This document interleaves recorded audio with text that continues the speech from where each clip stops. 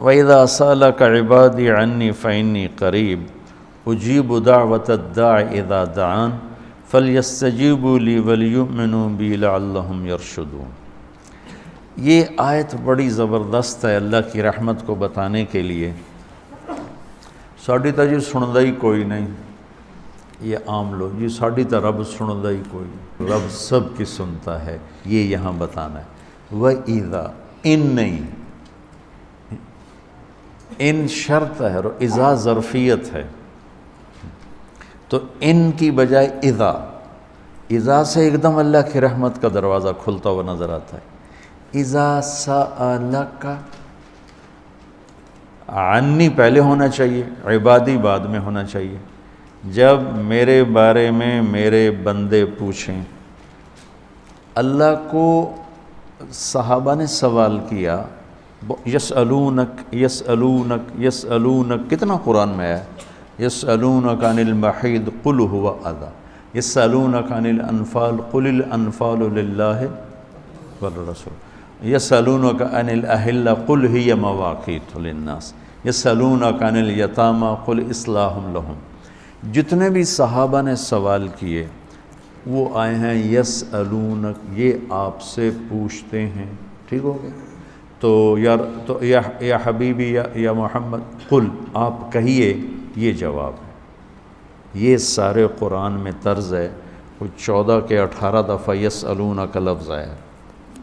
صحابہ نے سوال کیا، اللہ کدھر ہے، قریب ہے تو مناجات کریں، دور ہے تو زور سے پکاریں۔ تو اس پر آیت یوں اترنی چاہیے تھی یسألونک عنی، جیسے باقی آ رہا ہے سارے سوالوں کا جو لفظ آیا ہے یسألون، آپ سے پوچھتے ہیں، تو یہاں بھی ہونا چاہیے تھا آپ سے پوچھتے ہیں عنی، میرے بارے میں، قل، تو آپ کہیے ہوا قریب، کہ وہ تمہارے قریب ہے۔ یہ میری بات سمجھ میں آئی؟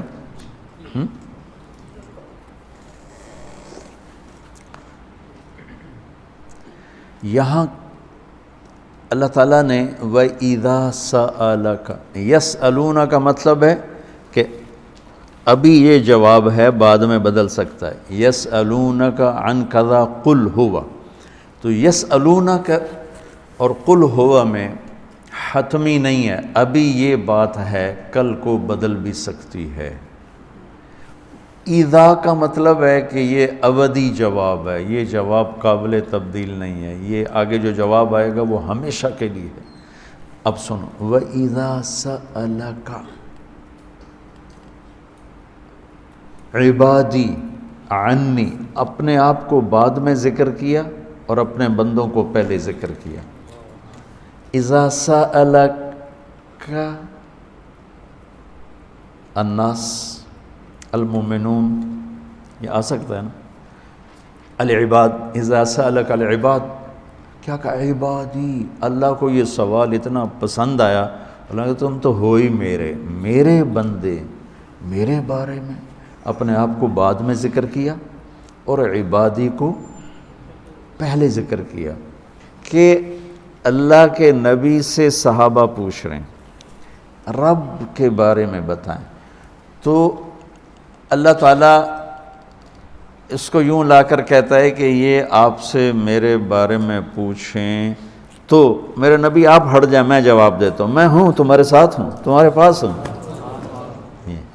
شہرک سے زیادہ قریب ہوں، تمہارے ساتھ ہوں۔ تو کیسے کہتے ہو کہ میں تمہاری سنتا نہیں؟ اجیب دعوتاً، دعوت الدع، دعا بار بار پکارنا، اور دعوتاً ایک دفعہ پکارنا۔ اللہ اس آیت میں کہہ رہا ہے کہ جو زندگی میں جس نے مجھے کبھی ایک دفعہ بھی پکارا ہو، میں اس کی دعا پر بھی لبیک کہتا ہوں۔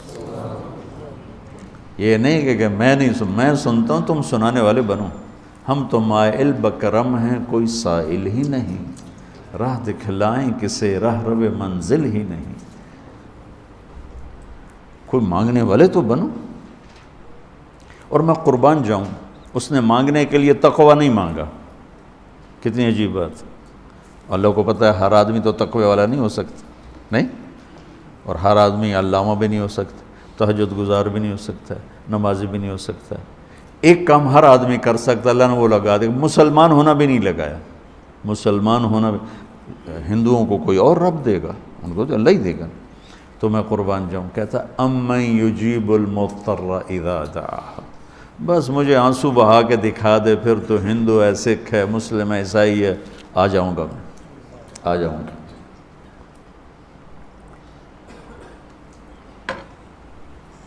سب کی سنتا ہے۔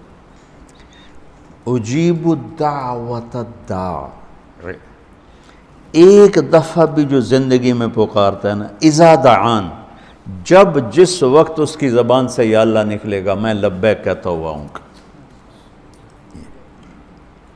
تو اس آیت میں بڑی تسلی اللہ نے دی ہے، بڑی تسلی دی ہے کہ اللہ کو پکارو، اللہ سے، صرف اللہ سے مانگو، صرف اللہ سے مانگو۔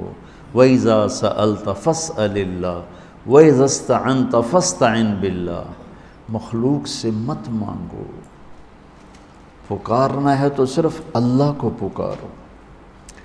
اللہ نے خوبصورت مثال دی، ان الذین تدعون من دون اللہ لن یخلقوا ذبابا، اللہ تعالیٰ فرماتا ہے مجھے چھوڑ کر میرے بنائے ہوئے بندوں سے مانگتے ہو، ان سے کہو ایک مکھی بنا کے دکھا دیں، اگر یہ ایک مکھی بنا کے دکھا دیں تو میں نے چھڑ دے نہ تو کل مانگ لے۔ ارے یہ مکھی کی ایک ٹانگ نہیں بنا سکتا، تو تم ان سے کیوں مانگتے ہو؟ ان سے مانگو، اس سے مانگو جس نے انہیں بنایا۔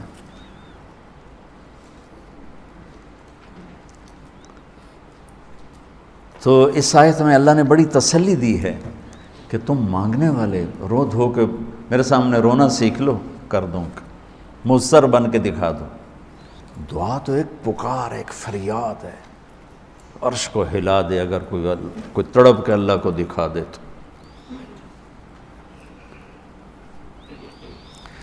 تو اس کے بعد ایک بڑی خوبصورت بات آئی ہے، وہ بتانا چاہتا ہوں۔ احل لکم لیلۃ الصیام الرفث الی نسائکم ہن لباس لکم وانتم لباس لہن۔ دنیا میں جو اللہ نے رشتے بنائے ہیں، ان میں سب سے اہم، بنیادی، بڑا رشتہ خامند اور بیوی ہے۔ میں یہ کہاں سے بات کرتا ہوں؟ پڑھی ہوئی بات نہیں میری، قرآن سے استنباط ہے، اس طرح پر کہ والدین کے لیے چند آیات، بچوں کے لیے چند آیات، بہن بھائیوں کے لیے چند آیات، وراثت کے لیے 2 رکوع ہیں، اس میں سب کا ہی ذکر ہے، اور خامند اور بیوی کے لیے سینکڑوں آیات۔ اسی صورت میں، اسی پارے میں آگے جا کر 13، 14، 15 3 رکوع مسلسل خامند بیوی، خامند بیوی، خامند بیوی کہ جھگڑا ہو گیا ہے اور صلح نہیں ہو رہی، طلاق تک نوبت پہنچی ہے، تو اللہ نے طلاق دینے کا بھی طریقہ بتایا، اور خامند اور بیوی کے رشتے کے لیے پوری سورت اللہ تعالیٰ نے اتاری، اور سورت بقرہ کو بھر دیا ہے، سورت آل عمران بھری پڑی ہے، سورت نساء بھری پڑی ہے، سورت مائدہ بھری پڑی ہے، کہ 2 زندگیاں کس طرح خوبصورت انداز میں زندگی مکمل کریں، چونکہ یہ اس رشتے پر آگے نسل قائم ہوتی ہے، نسل وجود میں آتی ہے، تو اس کو سب سے زیادہ اللہ نے کھول کے بیان کیا۔ اور ہمارے نبی کی 11 شادیاں کا مقصد کوئی آپ کو عورتوں کی رغبت نہیں تھی 25 سال کا نوجوان 40 سال کی بیوہ سے شادی کرے، جو 2 دفعہ بیوہ ہوئیں، 1 دفعہ منگنی ٹوٹی، ورقہ بن نوفل سے منگنی ٹوٹی، حضرت خدیجہ کی منگنی ٹوٹنا بھی ایک قسم کا کہانی بن جاتی ہے، افسانہ بن جاتا ہے عورت کے لیے، کیوں ٹوٹ گئی۔ ابو حالہ سے شادی ہوئی، 1 بیٹا 1 بیٹی، ابن عابد سے شادی ہوئی، 1 بیٹا، ابو حالہ بھی فوت ہو گئے، پھر شادی ہوئی تو ابن عابد وہ بھی فوت ہو گئے، اور حضرت خدیجہ رضی اللہ تعالیٰ عنہ 40 برس کی عورت ہیں اور آپ 25 برس کے نوجوان ہیں، اور آپ ان سے شادی کر کے زندگی کے 25 سال ساتھ گزار دیتے۔ حدیث سنا دیتا ہوں لمبی بات نہ ہو جائے. ما تزوجت وما زوجت الا بوحی من السماء نزل به جبریل. لوگوں، میں نے جہاں شادی کی، میں نے جہاں بیٹی کی شادی کی، پہلے جبریل نے آ کے اللہ کا حکم سنایا، پھر میں نے شادی کی. تو آپ نے 11 شادیاں کی. اللہ کی قسم میں کھا کے کہتا ہوں، زندگی سمجھانے کے لیے. کیونکہ نماز پڑھنا تو آسان ہے، 1 لوٹا پانی چاہیے، 10 منٹ چاہیے. تراویح بھی کوئی مشکل مسئلہ نہیں ہے. میں نے ابھی 2.5 پارے سن کے آ کے آپ کے پاس بیٹھا، چونکہ میں الگ سنتا ہوں. تو 1.5 گھنٹہ 1.25 گھنٹے میں، 55 منٹ میں، 50 منٹ میں، ایک دفعہ میں نے 10 پارے سنے، 2 دفعہ 10 پارے سنے، تو 5-6 گھنٹے میں فارغ ہو گئے. لیکن جو زندگی ہوتی ہے، جو شادی ہوتی ہے، وہ پوری زندگی کا معاملہ ہوتا ہے. وہ صرف وقتی کام نہیں ہوتا. صبح سے شام تک روزہ رکھا، فارغ ہو گئے. 5 دن میں حج کیا، فارغ ہو گئے. جیب سے نکال کے پیسے دیے، زکوٰۃ سے فارغ ہو گئے. لیکن میں نے زندگی کس طرح گزارنی ہے. کسی کی بیٹی میرے ساتھ جڑنے لگی ہے، اور عورت کسی کا بیٹا اس کے ساتھ جڑنے لگا ہے. اب یہ لڑکا کسی اور گھر میں ہے، لڑکی کسی اور گھر میں ہے. اس کی اپنی عادات ہیں، اس کی اپنی عادات. یہ دونوں کس طرح چلیں، اس پر قرآن نے سینکڑوں آیات بیان کی. اور یہ میرا المیہ ہے، میرا دکھ ہے، اور پوری قوم کا المیہ ہے کہ ہم نے لوگوں کو معاشرت نہیں سمجھائی. عبادات عبادات عبادات عبادات. جس چیز کی کوشش کی وہ وجود میں آ گئی. فقہ ہماری ضرورت ہے تو وجود میں آ گئی. اور تبلیغ کے لیے نکلنا، لوگوں کو اللہ کی بات سنانا ہماری ضرورت ہے. جب کوشش کی تو وہ چیز وجود میں آ گئی. اور تزکیہ ذکر کے بغیر نہیں ہو سکتا، صحبت کے بغیر نہیں ہو سکتا. جب اس کی کوشش کی گئی تو وجود میں آ گئی. لیکن ایک خلا باقی رہ گیا جس کو بولا نہیں گیا کہ بیوی سے سلوک کیسے ہو، ماں باپ سے سلوک کیسے ہو، اولاد ہو تو بچوں کے ساتھ سلوک کیسا ہو. تو وہاں خلا آ جاتا ہے. وہاں وہ بالکل ایسے ہو جاتا ہے جیسے اس کو پتہ کیوں نہیں ہو، جہالت کی زندگی پہ اتر آتا ہے. تو میرے اللہ نے کیا خوبصورت انداز میں بات سمجھائی ہے. ہن لباس لکم. پہلے انہیں ذکر کیا، پھر تمہیں بعد میں ذکر کیا. وَأَنْتُمْ لِبَاسٌ لَهُنْ. پہلے ان کو لائے ہیں، بعد میں تمہیں لائے. پہلے عورت کو لائے ہیں، پھر مرد کو لائے ہیں.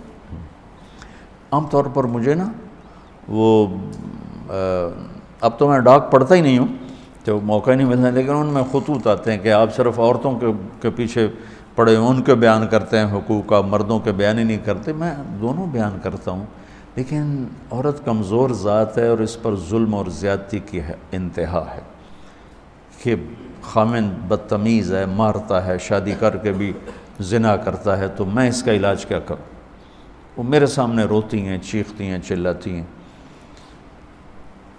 تو 100 کیس جب میں سنتا ہوں تو اس میں 95 ہوتے ہیں جو لڑکا اس کے والدین کی زیادتی نہیں ہوتی، ظلم ہوتا ہے. اور 5 ایسے ہوتے ہیں جس میں لڑکی اور اس کے والدین کی زیادتی اور ظلم ہوتا ہے. تو جو چیز زیادہ ہو رہی پھر اس کو میں زیادہ بیان کرتا ہوں. میں اسی معاشرے میں پروان چڑھوں. میں کون سا کوئی ہوائی مخلوق ہوں کہ میں کسی اور سیارے سے آ گیا اور مجھے پتہ کوئی نہیں. یہ جو جوائنٹ فیملی سسٹم ہے یہ کسی زمانے میں بہت اچھا تھا. اب یہ مصیبت ہے، بہت بڑی مصیبت، کہ کوئی کسی کے حقوق کی رعایت نہیں کرتا.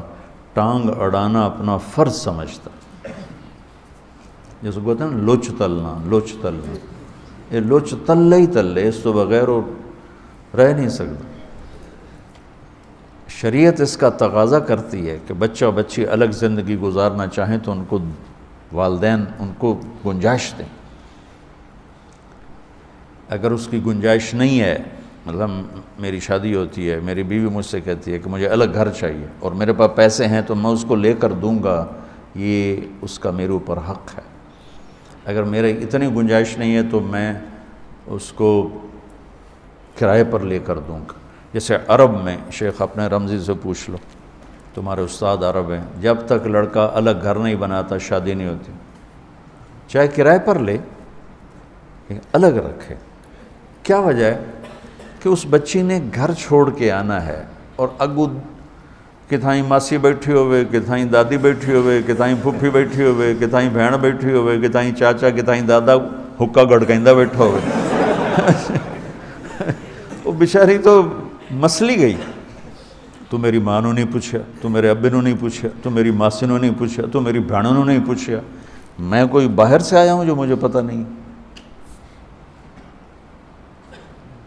تو اس لیے شریعت کیا کہتی ہے کہ الگ گھر، تاکہ 2 زندگیاں چلنا تو آسان ہے، اور ایک زندگی آ کر 10 زندگیوں سے ملے تو وہ تو مصیبت ہے۔ جب کبھی حسن سلوک تھا تو بہت اچھا تھا، اب تو یہ ایک عذاب ہے۔ پھر وہ کیا کرے، اگر الگ کرائے پر بھی نہیں لے کے دے سکتا تو پورشن اپنے گھر میں الگ اس کو کر کے دے، 2 کمرے ہوں، ٹوائلٹ ہو، کچن ہو، اس کی پرائیویسی ہو، اس کی علیحدگی میں وہ اپنا میاں بیوی بیٹھ سکیں، بات کر سکیں۔ اگر اس کی بھی گنجائش نہیں تو 1 کمرہ، 1 کچن، 1 ٹوائلٹ، یہ حق کے واجب ہے۔ اگر اس کی بھی گنجائش نہیں تو پھر تسبیح پڑھے تھے، روزے رکھے، کسی دی بیٹی تم برباد نہ کریں۔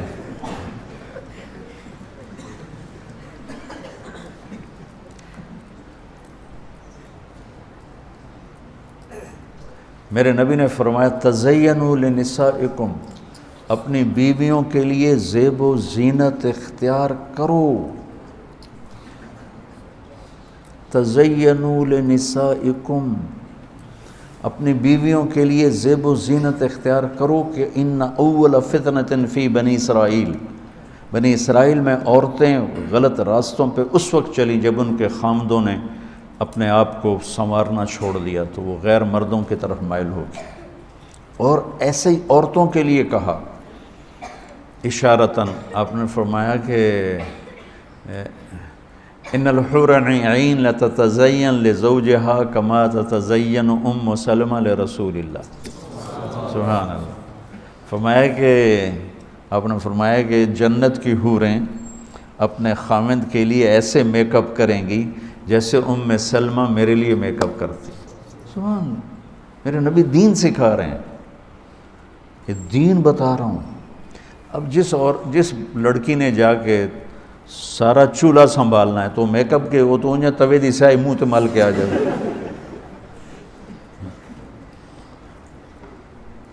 یہاں سے ہمارے جاننے والوں کی بچی انگلینڈ، چونکہ یہیں کے لوگ وہاں گئے ہوئے ہیں، تو وہ معاشرت ان کی وہی ہے، وہی دیسی پنا، وہی لڑائی جھگڑے۔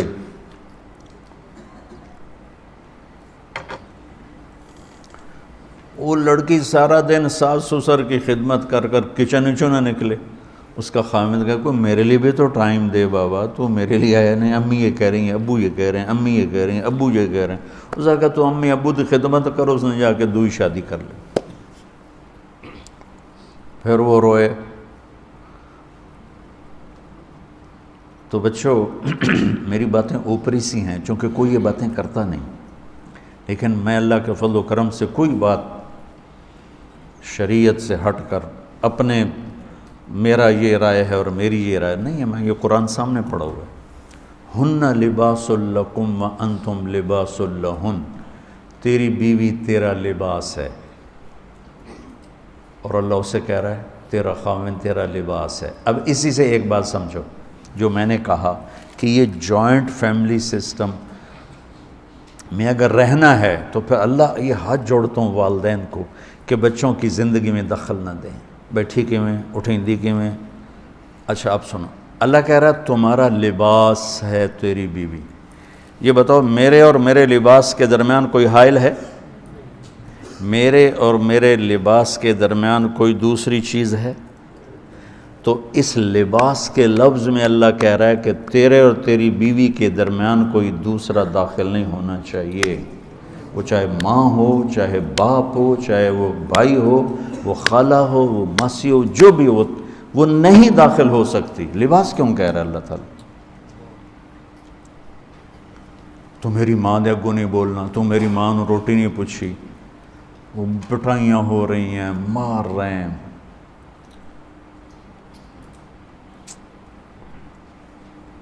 دوسری طرف بھی ہے کہ جانے والی ایسی بدتمیز بد زبان ہوتی ہے اور اس کے والدین اتنے بے وقوف ہوتے ہیں کہ شادی کے بعد بھی لڑکی کو اپنے کنٹرول میں رکھنے والے والدین اپنی بیٹیوں کے گھر برباد کر دیتے۔ یہ کیسز بھی ہیں۔ شادی کر لی، اب خامد اور اس کو زندگی گزارنے دو، پیچھے سے ماں اس کے کان مروڑتی رہتی ہے تو اپنی بیٹی کا گھر خود ہی برباد کر دیتی۔